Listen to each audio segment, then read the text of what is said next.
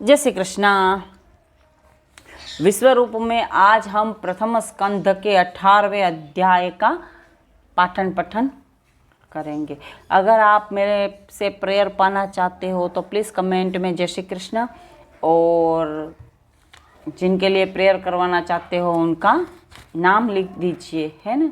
मैं आप लोगों के लिए प्रेयर कर दूंगी। चलिए शुरू करते हैं श्रीमद् भागवत महापुराण के प्रथम स्कंध का 18वां अध्याय। शिकार खेलने के लिए राजा परीक्षित का वन में जाना तथा प्यास के कारण शमीक ऋषि का अपमान करना और शुंग ऋषि द्वारा परीक्षित को श्राप देना। सुत जी बोले, है सौनकादिक ऋषियों, राजा परीक्षित ने जब तक राज्य किया तब तक उसकी धर्म पालना तथा न्याय नीति के कारण कलयुग ने उनके राज्य में आगमन नहीं किया। राजा परीक्षित प्रजा की देखभाल करने के लिए रथ पर बैठकर 10 दिशाओं में घूमते हुए एक छत्र राज्य करते थे। उन्होंने कलयुग के आने की कोई चिंता न करके उसे रहने को निवास स्थान दे दिया था। इतना वृत्तांत सुनने के बाद सौनकादिक ऋषियों ने सुत जी से कहा, है सुत जी, आपने हम लोगों को इस कथामृत का पान कराकर अत्यंत कृपा की है, अतः अब आप कृपा करके हमको यह कथा सुनाइए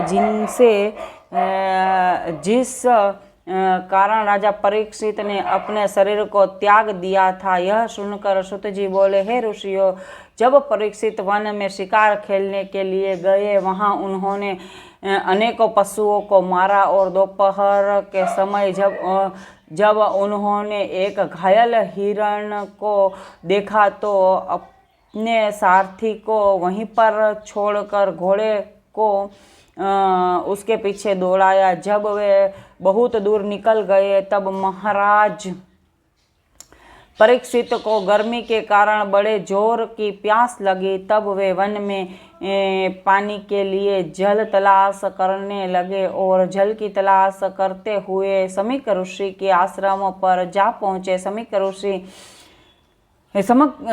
ऋषि ऐसे तपस्वी थे कि बछड़े के दूध पीते समय गौ के थन से जो दूध नीचे टपकता था उसी को पीकर जय श्री कृष्ण दिन रात ईश्वर का ध्यान किया करते थे। राजा उस आश्रम को देखते ही ऋषि के पास जा पहुंचा। शमीक ऋषि का उस समय ईश्वर आराधना में मग्न होकर अपने नेत्र बंद किए बैठे थे। अपने नेत्रों को बंद किए हुए बैठे थे।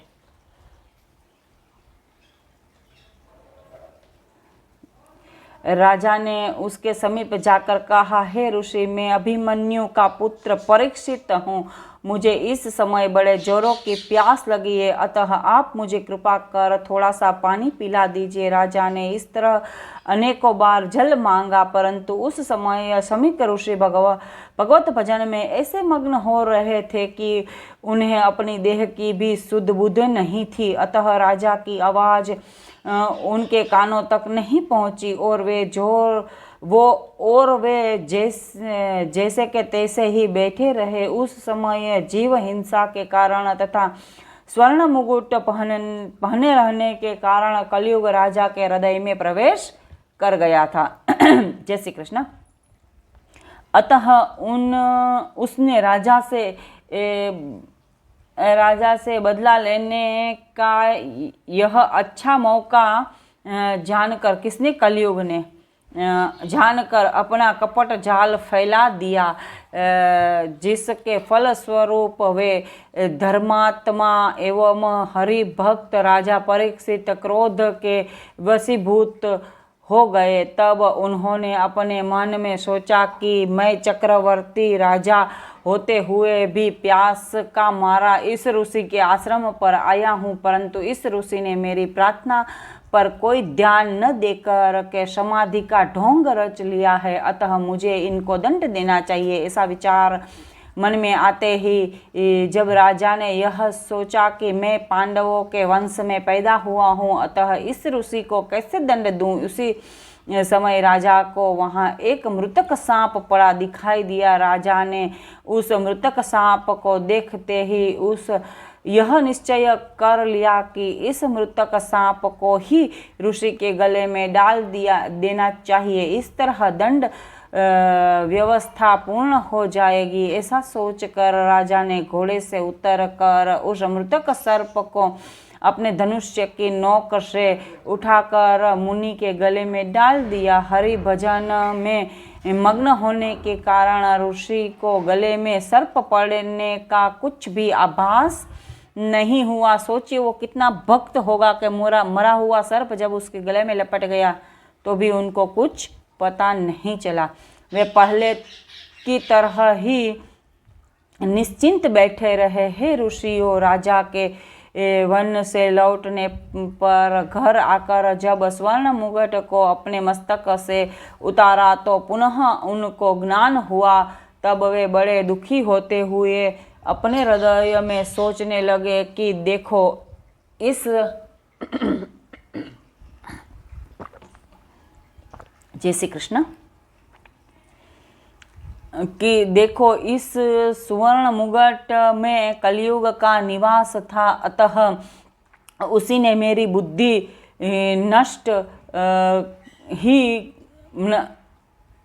नष्ट हो गई थी। इसीलिए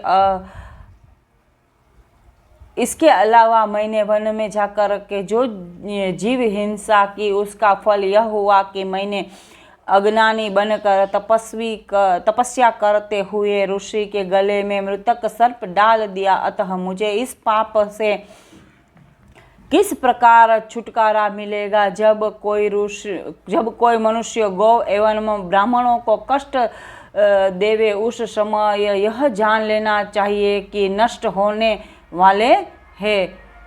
आज मैंने ब्राह्मण को कष्ट दिया है, इसीलिए मुझे ऐसा प्रतीत होता है कि मैं धन संपत्ति सहित शीघ्र ही नष्ट हो जाऊंगा। रुकना एक मिनट। नष्ट हो जाऊंगा। इधर राजा परीक्षित अपने घर में बैठे हुए इस तरह सोच कर रहे थे और उधर शमीक ऋषि जैसे के तैसे बैठे हुए तप कर रहे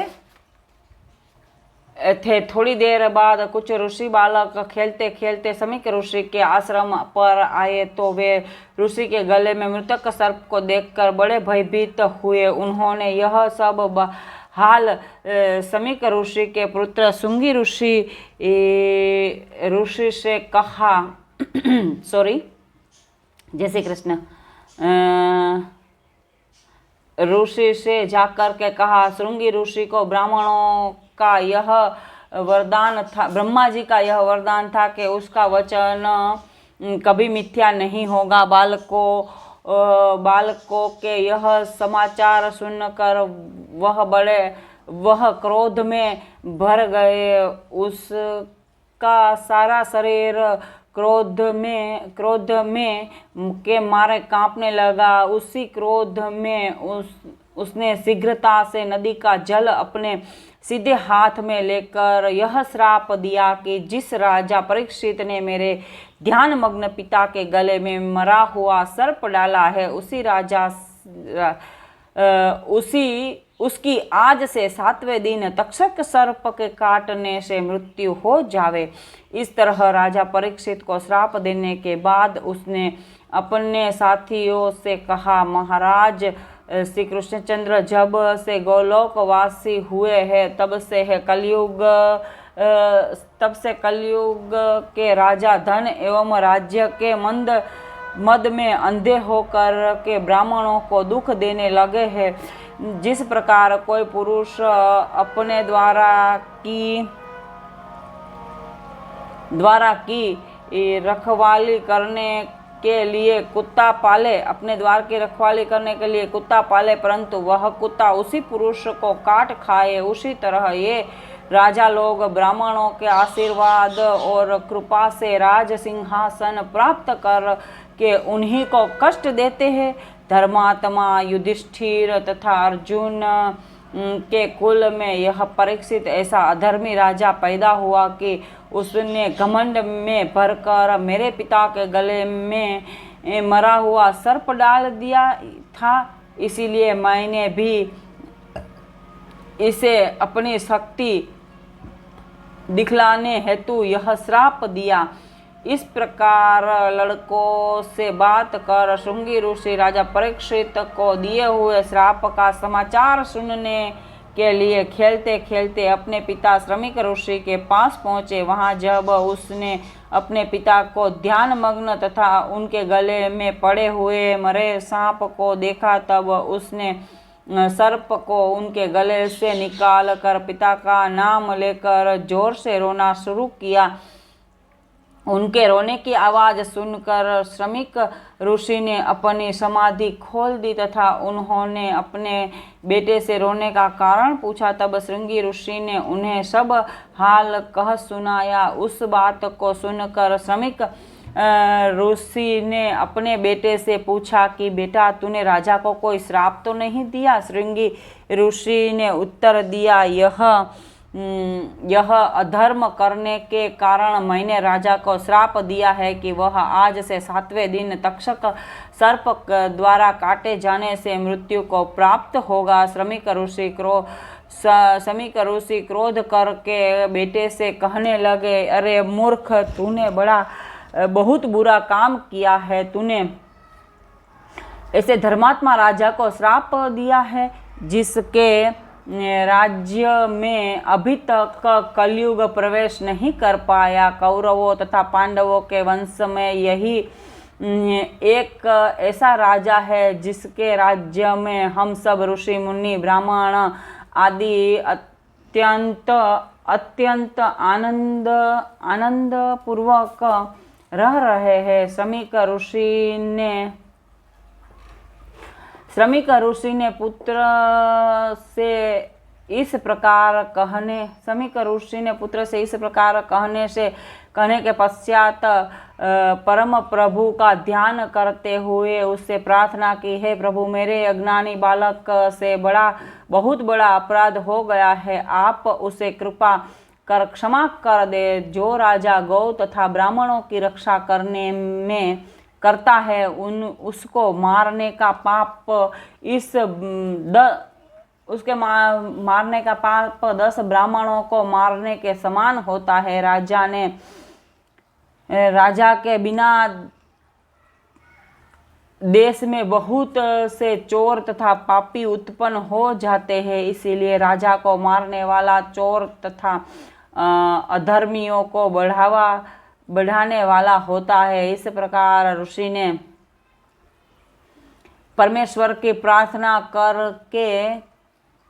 करके अपने मन में यह निश्चय किया कि राजा परीक्षित के पास इस श्राप का समाचार भेज देना चाहिए ताकि वह अपना परलोक सुधारने का कोई उपाय कर सके। यद्यपि इस बात को सुनकर संसारी लोग श्रृंगी ऋषि को बुरा अवश्य कहेंगे, परंतु फिर भी मुझे ऐसे धर्मात्मा राजा को उसकी मुक्ति का उपाय खोजने के लिए सूचना दे देना ही उचित है। ऐसा निश्चित करके श्रमिक ऋषि ने अपने कुर्मुक नामक शिष्य को कहा कि तू राजा परीक्षित के पास जाकर उनको मेरा आशीर्वाद कहना। उसके बाद उन्हें यह बताना कि श्रृंगी ऋषि ने आपको 7वें दिन तक्षक द्वारा काटने पर मृत्यु होने का श्राप दे दिया है, इसीलिए आप अपनी मुक्ति होने का कोई प्रयत्न करें। इतनी कथा सुनने के बाद श्रृंगी बोले, है जो राजा परीक्षित अस्वस्थामा के ब्रह्मांड बच गया और